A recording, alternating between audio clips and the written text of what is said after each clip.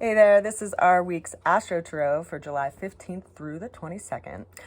I am indoors today because halfway through the reading, the recording got stopped because the phone was too hot. So you don't get to see the pretty mountain behind me. I do apologize, and I just didn't want it to shut down again mid-reading. So due to the heat, I am indoors today.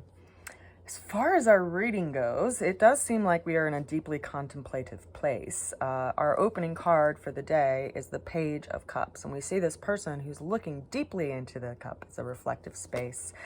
Now, what are we kind of hung up in? What is being brought to the surface right now for us to take a look at? The Page of Cups is associated with the zodiac sign of Pisces. And if you're familiar with your astrological natal wheel, you'll know that you have a rising sign and you have a sun sign and a moon sign, and every one of your planets is in a particular zodiac sign based on the day that you were born. And based on the time that you were born, those planets are going to line up in a different house within your astrological natal chart and be reflective of those energies in your life. Now, I say that because within this natal chart wheel, each of us have one or all of the zodiac signs in its entirety, right? There's 12 little sections of the pie, and each one of those are representative of a different zodiac sign. Depending on the time that you were born, that wheel shifts, right? If you were born at sunrise, your sun would likely be in the first house or possibly even in the 12th house, depending on how close to sunrise you were born. If you were born near noon, your sun would be near the zenith of your chart, near the 10th house, versus if you were born near sunset, your sun would be near the 7th or the 8th house. And then if you were born around midnight, near the 4th house. For me, myself, I was born at 2:20 in the morning, so my sun is in the 3rd house. Now, why does that make a difference? Well, that's what lines up the sun and all of the other planets in your chart, and also the houses and where those zodiac signs actually fall by house system. And I bring this up because the first card on the table is reflecting energy within Pisces, which we are all experiencing currently, Saturn in Pisces as well as Neptune in Pisces. The big thing about Saturn is that it tends to be the timekeeper in our lives, and it takes around 28 years to move around the whole zodiac system. And so a lot of us, if we can reflect on that time period of our lives, if you are beyond the age of 28 years old, you can see that that time period provided some kind of pivotal shifting point that really kind of called you to go in a certain direction. And it may have either been really encouraging for you to level up in a certain area or go in another direction entirely. Now, I bring this up because Saturn, when it's in a Saturn return, which is around the age of 28, is a really big shifting time period for people. But also when Saturn comes into relationship mathematically to that natal Saturn position, it can trigger it, as well as if Saturn, where it is currently, is triggering any of your other natal planets or any of your, anchoring positions in your chart. I bring that up because Saturn, being this timekeeper of sorts, is bringing a sense of accountability to a certain area of our lives and asking us to really take a look at where we tend to escape and where we tend to kind of let things go into this undescript realm, because it's in the sign of Pisces right now. And Saturn will be in the sign of Pisces for the next 2.5 years. So we'll be working on this area of our lives for a decent amount of time, right? It doesn't move as fast, for instance, as the moon around the zodiac system, which we see a full moon and a new moon every month. Saturn moves around that whole wheel every 28 years. So it sits in one area for a length of time, and it brings this lesson to the table for us to work with. Now, of course, depending on if you have any planets in the sign of Pisces or in opposition to Pisces over in Virgo, or in square relationship or trine relationship, it's going to influence you and your life in its own personal way. But it's influencing all of us on this global scale right now, which is why I started offering AstroTarot, because I could see how the planets were showing up by way of influence in the readings. And I thought it was important for us to recognize that relationship and that influence in our lives. So we're in this place of reflection. So I'm bringing this up because if something's being brought to the surface that, perhaps has been brought to the surface before and we just kind of brushed it to the side, now it's bringing it up for us to do some work with it. The challenge that we have is the Four of Cups. So we have another energetic around our emotional center that we are being called to look at. Now, the Four of Cups is a combination of two different cards, the Three of Cups and the Ace of Cups. Now, the Three of Cups is this overly elated, unsatiated aspect of pleasure, like just being in the moment. That's just absolutely bliss, right? And the Ace of Cups is a new beginning, a new possibility, a vulnerability. So having these two energetics together showing up as a challenge in a lot of ways, I think, is asking us, like, what does happily ever after look like? Because we can paint a picture over that can be really unrealistic. If we expect to be in this like throes of high happiness all the time, forever and ever and evermore, that's rather unrealistic, because when we reflect on the element of water and how it works through our planetary system, it has a lot of different speeds and intensities to it, right? Water can be a gentle, meandering stream that's just, cool and nice to visit, much like the river right now, or it could be a raging stream that can rip tree roots out of the ground and wash away bridges and wash away roads. And we just had that experience a couple of months ago in the same river. That's a meandering river right now that we can go sit in and relax in.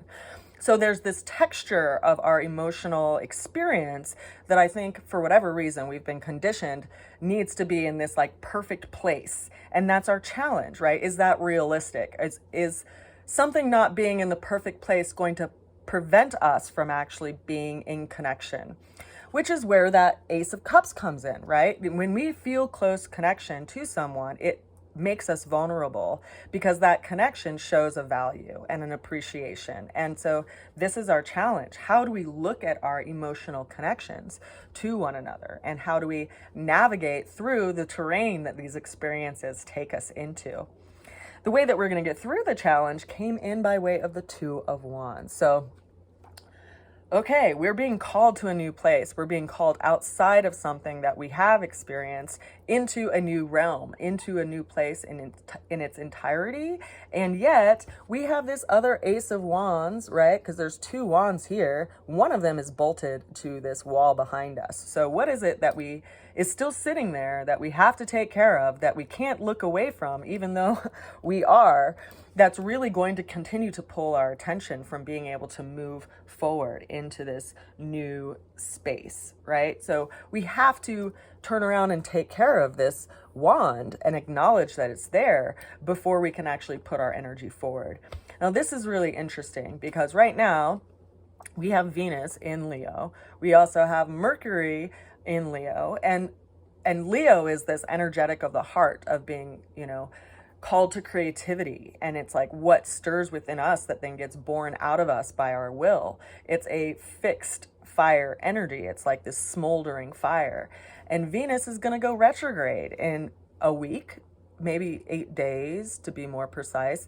But Venus being retrograde is kind of reviewing this area of, what do we have to take care of? What do we have to go back and tend to before we can move forward? And having Mercury in that space too is giving us, in a lot of ways, this vision and this way of seeing things differently. If you imagine yourself standing out on a balcony and there's this misty cloudscape and you're just imagining what's on the other side of it, it's as if the clouds and the mist is dissipating and you can see with clarity the energy and the direction that you need to be putting yourself into. So that's the way through it. It's another reflection card, in a lot of ways. We have a lot of reflection cards coming in today. Now, the ultimate outcome, I pulled us 3 cards, the first one of which is this Taurian energy by way of the King of Pentacles. So What do you really need to sink into belief-wise? What do you need to revisit? Right now in Taurus, we have Jupiter in the beginning degrees. We have Uranus at, I think, 22 degrees.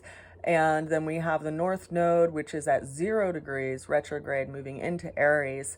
So this energy of Taurus has a lot of big energy in it by way of the Uranus energy, which is, you know, close to being in a square relationship with Venus right now. And then Venus will go retrograde and hit that square relationship.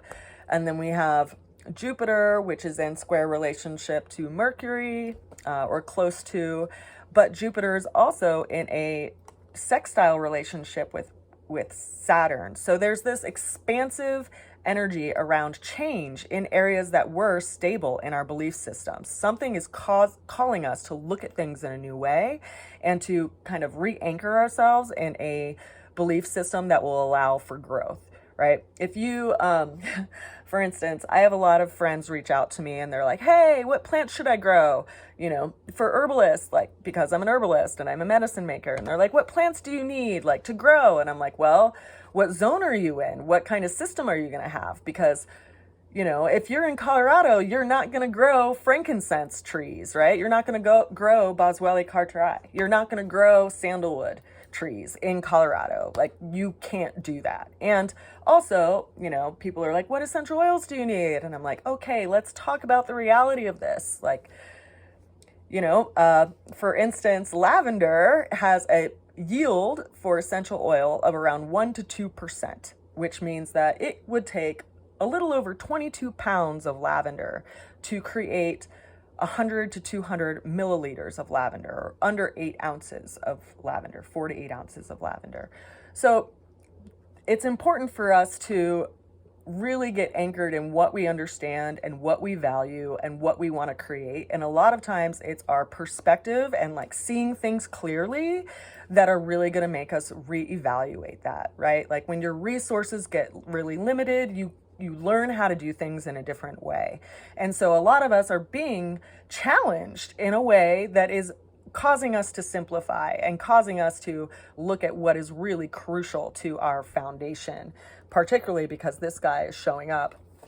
You know who else is showing up? Leo, ironically, via strength, and also further clarified by this Ace of Wands. So I do think it's, you know, confirming and refreshing that we go from a 2 of Wands to an Ace of Wands, because it's showing that we are coming to a sense of clarity and also a place around self-control, around where we put our energy and effort, because we see this person who is, you know, holding this lion and they just passed over this bridge. And so it's in a lot of ways, you know, connecting us back to our emotional center so that we can check in and see, where is it that we feel called to take risk? Where is it that we're willing to take risk? And also, how do we have control over our energy? Because this person in this card has a sense of self-control. They have a sense of being aware of their environment and not being moved to an extreme space, because, you know, you see them literally with this serpent over their head, with this understanding of time and understanding of cycles and understanding of the bigger picture of things. And with this being Leo and having Mercury go into Leo, or being in Leo, and Venus getting ready to go retrograde from it within Leo, there's a lot of energy around this inner strength that we're working with. And it is in a challenging or square position to all the energy up in Taurus right now. So consider that the friction and things that are going on in your life are really asking you to get connected to your inner realm and your own compass and your understanding of the bigger picture of things, so that you can have a better sense of direction and you don't feel triggered, but you feel the need to necessarily respond. So interesting energies, especially with this final card being the Ace of Wands, because this is ultimately the spirit of our will and a new beginning and a, you know, new enterprise, or something that, you know, we are being asked and encouraged to take a risk in moving toward. And considering that we've felt the call, You know, it's important that we take care of this thing right behind us so that we can really move toward it.